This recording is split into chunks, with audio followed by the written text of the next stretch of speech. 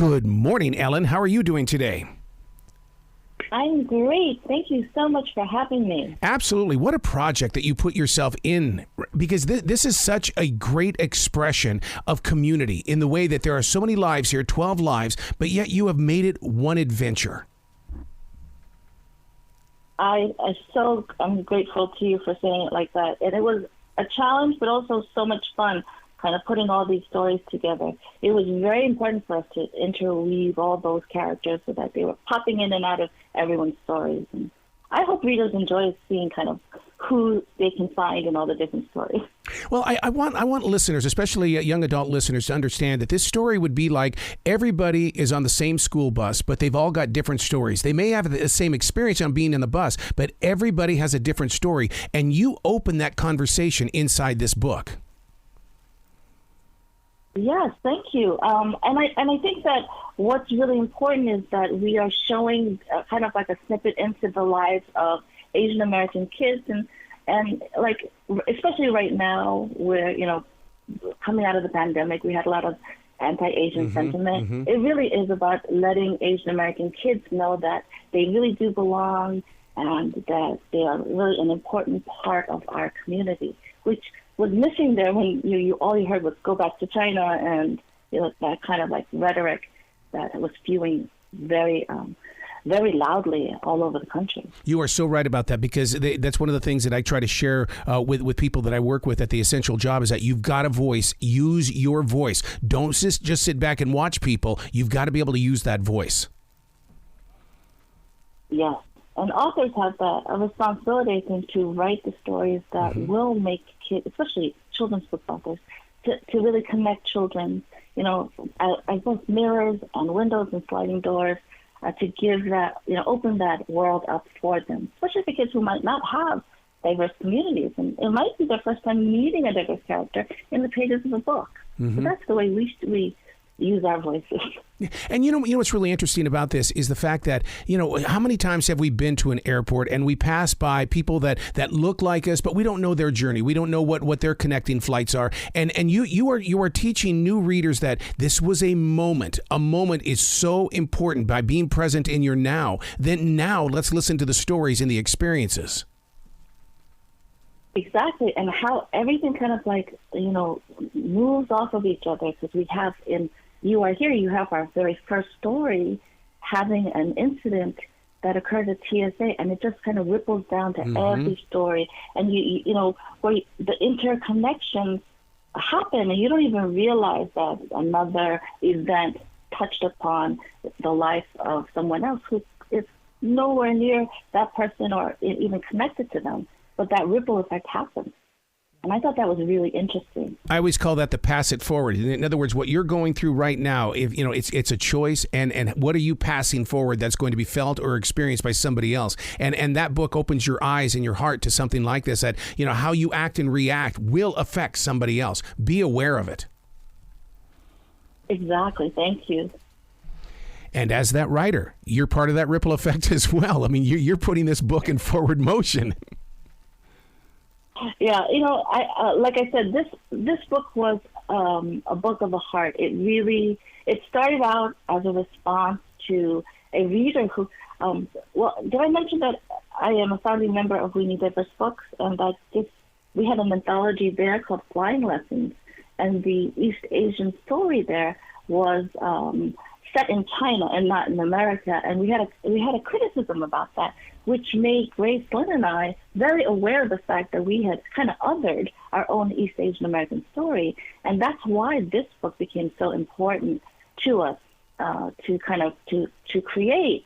And of course, since then, that was in 2017, the pandemic happened, anti-Asian sentiment happened, and it felt so much more important to tell these stories, and that's why this book came about. In response to that. The book we're talking about is titled You Are, 12 Authors Meeting in One Community of Expression. My last book was 53 pieces of poetry that happened to tell a story. What was it like for you to be able to interweave these stories together and to make sure that there was that forward motion to take that reader from the beginning of the book to the end of the book? It was a challenge, and it was also great fun. Like, it was kind of like putting a jigsaw puzzle together, because we had lots of Zoom meetings, and we had lots of long talks about how to connect all of our stories together. And in fact, at one point, I had a detailed Excel spreadsheet where I was just tracking every character, where they were going, what they were doing. And that's the reason I ended up doing that last story, in order to kind of make sure all the puzzle pieces fit by the end. So it was a challenge, but it was fun. And I think that it was possibly the best experience of my life as an author, too. And how did you decide to put Erin in chapter 5 going into Natalie? What was the level of play there? Because, I mean, to me, it's like, you know, selecting the songs for a brand new album. How do you know where to put the song? Yeah, actually, it really came down to my Excel spreadsheet and what was happening at that moment in that person's story, and how we would see those characters kind of interconnect. Like, you know, who's walking by, who's plane has just landed, and who's going to the food court. Like, all those reasons kind of helped figure out where the stories would get placed.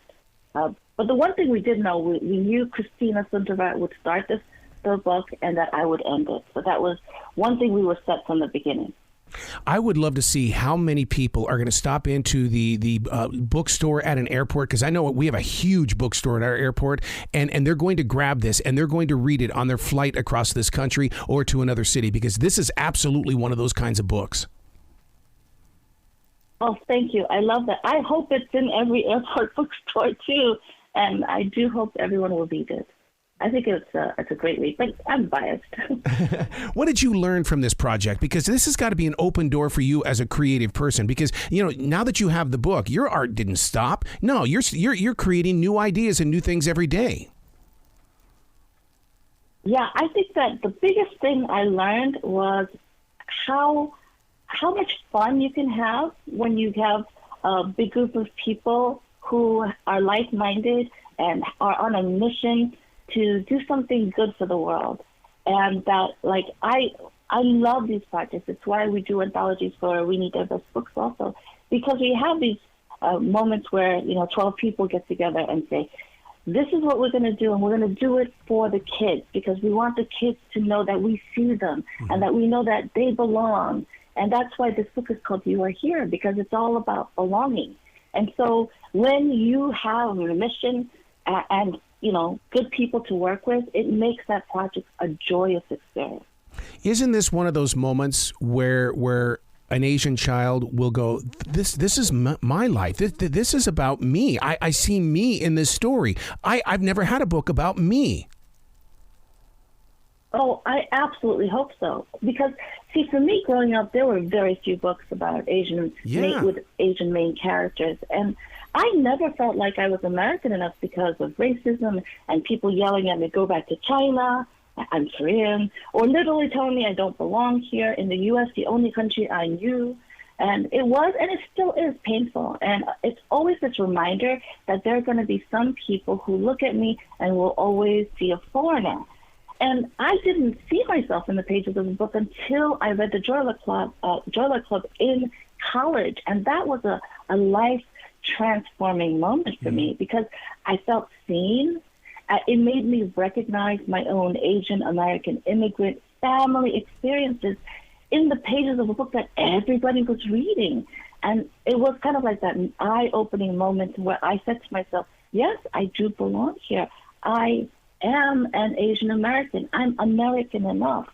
And that's why You Are Here came about, from this need, the desire, not only me, but all the other 11 authors, for everyone to recognize that, you know, we do have a place here. We belong. And that belonging comes also from seeing your stories in the books that everyone reads. Oh, they are going to hear your voice, Ellen. Oh my God. And I can't thank you enough for sharing that voice as we continue to grow together as a community and as a globe. Thank you. I appreciate you so much. Please come back to this show anytime in the future. The door is always going to be open for you. I would love to. Okay. Well, you be brilliant today, okay? Thank you. Thank you.